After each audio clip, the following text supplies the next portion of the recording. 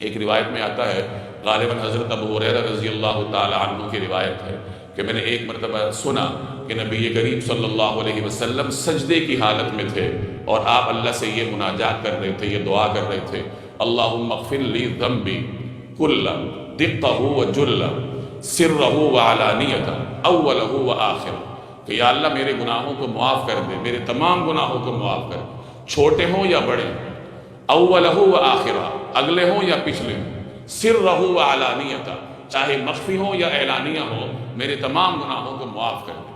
یہ وہ ذات سجدے میں اللہ سے آہوزاری کر رہی ہے جو ہے ہی معصوم۔ اللہ تبارک و تعالیٰ کے حضور اس طریقے سے نبی کریم صلی اللہ علیہ وسلم سجدے کی حالت میں آہوزاری فرما رہے تھے۔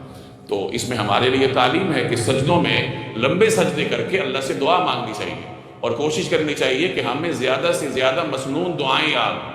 ظاہر ہے سجدے میں آپ نماز کی حالت میں ہوتے ہیں تو نماز کی حالت میں اپنی زبان میں تو نہیں مانگا جا سکتا، مسنون دعاؤں کے ذریعے مانگنا ہوگا۔ وہ مسنون دعائیں جو رسول اللہ صلی اللہ علیہ وسلم سے منقول ہیں یا قرآن کریم میں اللہ تبارک و تعالیٰ نے بیان فرمائی، تو وہ دعائیں ہمیں یاد ہوں گی تو سجدے کی حالت میں ہم اللہ سے مانگ سکیں گے۔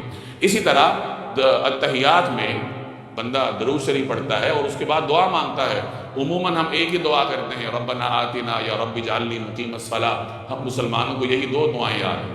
ہونا یہ چاہیے کہ ہمیں زیادہ سے زیادہ دعائیں یاد ہوں تاکہ ہم درود شریف کے بعد التحیات میں سلام سے پہلے وہ دعائیں پڑھ سکیں۔ اور خوب یاد رکھیے کہ دعا کی قبولیت کا یہ سب سے قیمتی وقت ہوتا ہے کہ آپ سجدے میں اللہ سے مانگیں، نوافل کے سجدے میں یا نوافل میں التحیات کی حالت میں سلام سے پہلے اللہ تبارک و تعالیٰ سے دعا مانگیں تو اللہ تعالیٰ وہ دعائیں قبول کرتا ہے۔